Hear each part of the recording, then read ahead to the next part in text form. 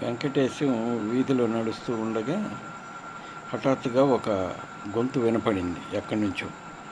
ఆగు, ఉన్న చోటే ఆగిపో, కదలకు, ఇంకొక అడుగు ముందుకేసావంటే నీ నెత్తిన ఇటుకరాయి పడి మరణిస్తావని. అదిరిపడి వెంకటేశం అలాగే ఆగిపోయాడు. అప్పుడే ఎక్కడి నుంచి వచ్చిందో ఒక ఇటుకరాయి కరెక్ట్గా అతను ముందు పడింది. ఆశ్చర్యపోయాడు వెంకటేశం.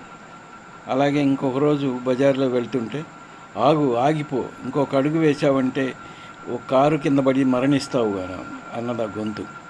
దాంతో భయపడి ఎక్కడవాడు అక్కడే ఆగిపోయాడు వెంకటేశం. మరుక్షణం ఒక కారు ఒక పోల్ని గుద్ది ఎగిరి అతను ముందు వచ్చి పడింది. వెంకటేశం నివ్వెరిపోయి ఎవరు నువ్వు, ఏంటి, ఎక్కడుంటావు, నన్ను ఎందుకు కాపాడుతున్నావు అని అడిగాడు. నేను నీ అదృష్ట దేవతను, నిన్ను కాపాడుకోవడం నా ధర్మం అందా గొంతు. మరి నా పెళ్ళైనప్పుడు ఎక్కడ చచ్చావు, గయ్యమన్నాడు వెంకటేశం.